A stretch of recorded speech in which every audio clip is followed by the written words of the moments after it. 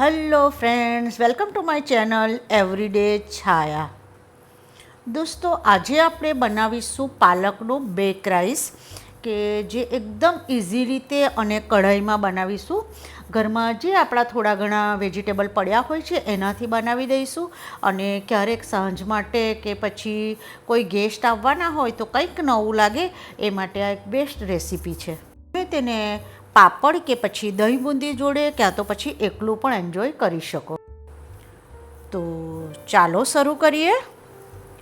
આ માટે મેં અહીં 2 નાની વાડકી જેટલા બાસમતી ચોખા લઈ લીધા છે. તમે કોઈ પણ ચોખાનો ઉપયોગ કરી શકો. મેં અહીં અમારા 2 જણ માટે બનાવ્યા છે. તમે ચોખાનું પ્રમાણ તમારી રીતે એડજસ્ટ કરી શકો. આપણે અહીં બીજી તૈયારીઓ કરીએ તે પહેલાં આપણે 2 તપેલીમાં પાણી એક બાજુ ગરમ કરવા મૂકી દઈશું. આપણું પાણી ગરમ થાય ત્યાં સુધીમાં મેં અહીં વેજીટેબલને ચોપ કરી અને રેડી રાખ્યા છે. મેં અહીં નાની નાની 4 બટાકીઓ લીધી છે. એને છોટલા કાઢી અને 2 ભાગમાં એને હું કટ કરી લઈશ. મારી પાસે થોડી બ્રોકલી હતી તો એને મેં કટ કરી લીધી છે. થોડા એવા મેં ગાજર લીધા છે, ફણસી છે, થોડા એવા મેં મકાઈના દાણા લીધા છે. અને મારી પાસે 3 કલરના કેપ્સિકમ હતા તો મેં 3 કલરના કેપ્સિકમનો ઉપયોગ કર્યો છે. તમે તમારા ઘરમાં જે વેજીટેબલ અવેલેબલ હોય તેનો ઉપયોગ કરી શકો. આપણે જે પાણી ગરમ કરવા મૂક્યું હતું તો તે પાણી આપણું થઈ ગયું છે. તો હવે આપણે એમાં થોડું એવું મીઠું ઉમેરી લઈશું અને આપણે જે ચોખા ધોઈ અને તૈયાર કરીને રાખ્યા હતા તે એમાં ઉમેરી અને આપણે એને થવા દઈશું. આપણે હવે બીજી તપેલી છે તેનું પાણી પણ આપણું ગરમ થઈ ગયું છે. તો એમાં પણ આપણે થોડું એવું મીઠું ઉમેરી લઈશું. અને જે આપણે વેજીટેબલ જે થોડા હાર્ડ છે જેવા કે ગાજર, મકાઈના દાણા, બ્રોકલી અને ફણસી તેમજ બટાકા આપણે ઉમેરી અને લગભગ એને 2 થી 3 મિનિટ માટે હાઈ ફ્લેમ પર થવા દઈશું. આપણે કેપ્સિકમ સિવાય બધી જ વસ્તુઓને એમાં ઉમેરી લઈશું. લગભગ 3 મિનિટ પછી આપણા વેજીટેબલ થોડા સોફ્ટ થઈ જશે તો આપણે એને કોઈ કાણાવાળા વાસણમાં ટ્રાન્સફર કરી લઈશું અને જેથી કરીને બધું પાણી નીકળી જાય. બીજી બાજુ આપણો રાઈસ પણ થઈ જવા આવ્યો છે તો આપણે રાઈસને ચેક કરી લઈશું. આપણે રાઈસને લગભગ 80 થી 85% જેટલો જ કૂક કરવાનો છે. એને પણ આપણે કોઈ કાણાવાળા વાસણમાં કાઢી અને પંખા નીચે એકદમ ઠંડો થવા મૂકી દઈશું. આપણે એક કોઈ જાડા તળિયાવાળી કઢાઈ લઈ લઈશું. એમાં આપણે લગભગ 1 થી 2 ચમચી જેટલું તેલ ઉમેરીશું અને એમાં આપણે લગભગ 1 થી 2 ચમચી જેટલું બટર ઉમેરીશું. તમે બટરની જગ્યાએ ઘીનો પણ ઉપયોગ કરી શકો. આપણે એને એકદમ લો ફ્લેમ પર મેલ્ટ થવા દઈશું અને એમાં આપણે થોડું એવું વાટેલું લસણ ઉમેરી દઈશું. આપણે એને સારી રીતે સાતળી લઈશું. આપણું લસણ સતળાઈ જવા આવ્યું છે તો જે આપણે કેપ્સિકમ કટ કરીને રાખ્યા છે તે આપણે એમાં ઉમેરી દઈશું અને આપણે એને હાઈ ફ્લેમ પર સારી રીતે સાતળી લઈશું. આપણા કેપ્સિકમ થોડા સતળાઈ જવા આવ્યા છે તો જે આપણે બોઇલ કરી અને વેજીટેબલ રાખ્યા હતા તે આપણે એમાં ઉમેરી દઈશું અને એને પણ આપણે હાઈ ફ્લેમ પર જ થોડા સાતળતા રહીશું. આપણા આ વેજીટેબલ થોડા બોઇલ થયા છે જેથી કરીને સતળાવવામાં વાર પણ નહીં લાગે અને થોડા ઉપરથી એવા ક્રિસ્પી જેવા થઈ જશે. આપણે એને કન્ટિન્યુઅસ હલાવતા રહીશું. અને મેં અહીં થોડા એવા કાજુ એડ કર્યા છે જે એકદમ ઓપ્શનલ છે.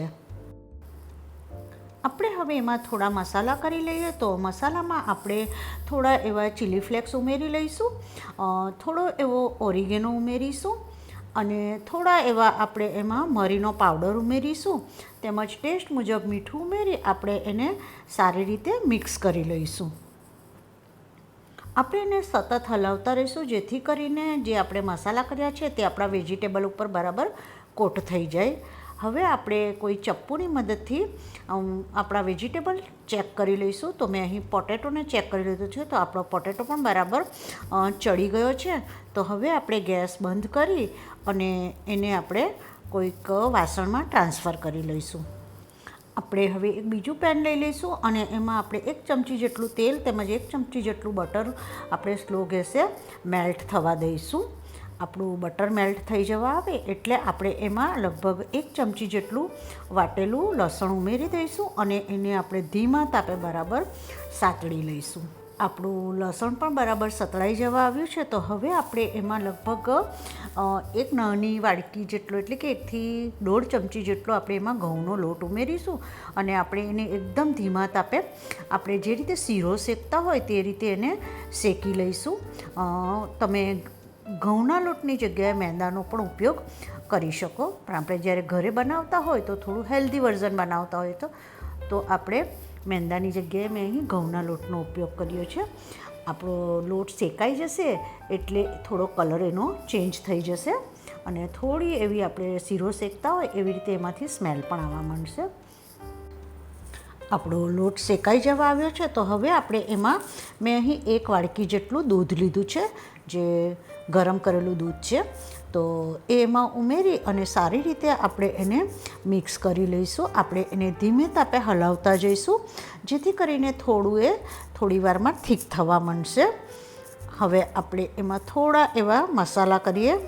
એમાં મેં થોડો એવો એમાં મરીનો પાવડર ઉમેર્યો છે, થોડા એવા ઓરિગેનો ઉમેર્યા છે અને થોડો એવો આપણે એમાં ચીલી ફ્લેક્સ ઉમેરી દઈશું અને એને બરાબર આપણે હલાવતા રહીશું જેથી કરીને જે નીચે ચીટકી ન જાય. હવે મેં એમાં લગભગ 1 ચમચી જેટલી ડાઈસ ચીઝ ઉમેરી લીધી છે. તમે ચીઝનું પ્રમાણ વધારે ઓછું તમારી રીતે કરી શકો અને મેં જે ક્યુબમાં ચીઝ આવે છે તે પણ અડધી એવી હાથથી થોડી તોડી અને ઉમેરી અને એને આપણે હલાવી અને એને મેલ્ટ થવા દઈશું. આપણે જેમ જેમ હલાવતા જઈશું તેમ તેમ આપણું દૂધ છે તે થોડું ઘટ્ટું થતું જશે. આપણે જે ઘઉંનો લોટ ઉમેર્યો છે તેને કારણે આપણે લગભગ 1 થી 2 મિનિટ પછી આપણે જે બધા વેજીટેબલને સાતળીને તૈયાર કર્યા હતા તે એમાં ઉમેરી દઈશું અને ફરીથી એને બરાબર મિક્સ કરી લઈશું. આપણે એને બરાબર હલાવતા રહીશું. પછી આપણે એમાં થોડું ટેસ્ટ મુજબ મીઠું ઉમેરી લઈશું અને આપણે એને લગભગ 1 મિનિટ થવા દઈશું. આપણે એને એકદમ ઘટ્ટું નથી કરવાનું કારણ કે જેવું એ ઠંડુ થશે એટલે એ એકદમ વધારે ઘટ્ટ થઈ જશે. તો આપણે આ સ્ટેજ પર ગેસને બંધ કરી દઈશું અને એને આપણે સાઈડ પર મૂકી દઈશું. હવે આપણે પાલકનો રાઈસ બનાવી લઈએ તો તેને માટે મેં અહીં એક મોટી કઢાઈ લીધી છે અને તેમાં આપણે 1 ચમચી જેટલું તેલ તેમજ 1 ચમચી જેટલું બટર ઉમેરી અને એમાં જીરું ઉમેરી દઈશું અને આપણે બટરને પીગળવા દઈશું અને જીરુંને થોડું એવું તતડવા દઈશું. આપણું જીરું ચટકી ગયું છે તો આપણે એમાં 1 ચમચી જેટલી લસણની પેસ્ટ ઉમેરી અને એને પણ આપણે ધીમા તાપે સારી રીતે સાતળી લઈશું. આપણું લસણ સતળાઈ જાય એટલે એમાં આપણે પાલકની પ્યુરી ઉમેરી લઈશું. હું ઓલવેઝ પાલકની પ્યુરીને બનાવી અને ફ્રીઝમાં રાખી જ મૂકું. પાલકની પ્યુરી એ કાંઈ નથી, પાલકને તમે ધોઈ અને ગરમ પાણીમાં 5-6 મિનિટ માટે રાખી મૂકી અને કાઢી અને એને ઠંડા પાણીમાં ઉમેરી અને પાણી કાઢી અને પછી તમે એને મિક્સરમાં ગ્રાઇન્ડ કરી લેશો એટલે તમારી આ બ્લાન્ચ પાલકની પ્યુરી રેડી થઈ જશે. દોસ્તો, પાલક ખૂબ જ ઓછા સમયમાં બગડી જતી હોય છે, જેથી કરીને હું જ્યારે પણ પાલક લાવું ત્યારે આવી રીતે કરીને રેડી રાખું છું જેથી કરીને કોઈ પણ રેસીપી બનાવવાની હોય તો ઇઝી પડે. અને હવે આપણે એમાં ટેસ્ટ મુજબ મીઠું ઉમેરી લઈશું. આપણે બીજે બધામાં મીઠું ઉમેર્યું છે તો આપણે ફક્ત પાલક જેટલું જ મીઠું એમાં ઉમેરવાનું છે. આપણે પાલકમાંનું પાણી બળી જાય ત્યાં સુધી આપણે એને સાતળતા રહીશું. આપણું પાલકનું પાણી હવે બળી જવા આવ્યું છે તો આપણે એમાં થોડો એવો મરીનો પાવડર અને થોડા એવા ચીલી ફ્લેક્સ ઉમેરી લઈશું. આપણે એને બરાબર મિક્સ કરી લઈશું. આપણા પાલક અને મસાલા બરાબર મિક્સ થઈ ગયા છે તો હવે જે આપણે રાઈસ બનાવીને તૈયાર રાખ્યો હતો તે એમાં ઉમેરી લઈશું અને એકદમ હળવા હાથે આપણે એને સારી રીતે મિક્સ કરી લઈશું. હવે આપણે આ રાઈસને એ જ કઢાઈમાં થોડો ચમચાની મદદથી એ સ્પ્રેડ કરી અને સારી રીતે પાથરી લઈશું આવી રીતે. અને જો આપણા પાલકનો રાઈસનો કલર પણ એકદમ સરસ આવ્યો છે. હવે આપણે એમાં જે વેજીટેબલ અને વ્હાઈટ સોસ બનાવીને તૈયાર કર્યો હતો તે આપણે એના પર સારી રીતે સ્પ્રેડ કરી દઈશું. દોસ્તો આપણા રાઈસનો જે કલર પણ એકદમ સરસ આવ્યો છે, એની ઉપર જે આપણે વેજીટેબલ કર્યા છે તે પણ એકદમ કલરફુલ છે. હવે આપણે એના પર થોડી એવી ડાઈસીસ સ્પ્રેડ કરી દઈશું. અહીં મેં એક ચીઝ ક્યુબ લીધું છે અને એને પણ છીણીની મદદથી સારી રીતે એના પર છીણી અને સ્પ્રેડ કરી દઈશ. તમે ચીઝનો ઉપયોગ તમારી પસંદગી પ્રમાણે કરી શકો. તમારે વધારે ઓછું જેટલું ઉમેરવું એટલું ઉમેરી શકો. હવે આપણે એના પર થોડા એવા ચીલી ફ્લેક્સ સ્પ્રિંકલ કરી લઈશું. અને મેં જ્યારે વેજીટેબલને સોતળીને રાખ્યા હતા ત્યારે એમાંથી મેં થોડા એવા વેજીટેબલ બહાર કાઢી લીધા હતા, જે આપણે આના પર થોડી થોડી જગ્યાએ ગાર્નિશ કરી દઈશું. આપણો જે પાલક રાઈસ છે તે એકદમ દેખાવમાં કલરફુલ લાગશે. આપણે હવે એને એકદમ ધીમા તાપે એના પર આવી રીતે કાચનું ઢાંકણ ઢાંકી અને ધીમા તાપે આપણે એને સારી રીતે થવા દઈશું. આપણે થોડી વાર રહીને જોઈશું તો લગભગ 10થી 15 મિનિટ પછી આપણી ચીઝ એકદમ સરસ રીતે મેલ્ટ થઈ ગઈ હશે. આપણા રાઈસ પણ લગભગ 80 to 85% જેટલા કૂક હતા. તો આપણો પાલક બેક રાઈસ એકદમ રેડી છે. આપણે એને ગરમ ગરમ હોય ત્યારે જ સર્વ કરીશું. અને એને માટે આપણે એકદમ નીચેથી બતાવ્યા પ્રમાણે આવી રીતે પાર્ટ પાડી અને નીચેથી રાઈસ લઈશું, જેથી કરીને આપણો રાઈસ અને ઉપરનો વેજીટેબલ તેમજ ચીઝવાળો જે બેક્ડ પોર્શન છે તે પણ જોડે આવી જાય. દોસ્તો, જોતાં જ ખાવાનું મન થઈ જાય એવો આપણો પાલકનો બેક્ડ રાઈસ રેડી છે. અમે આજે એને ડિનરમાં અડદનો પાપડ તેમજ દહીં બુંદી સાથે એન્જોય કરીશું.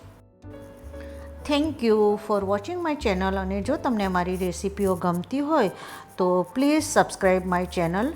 લાઇક, શેર અને સબસ્ક્રાઈબ એકદમ ફ્રી છે.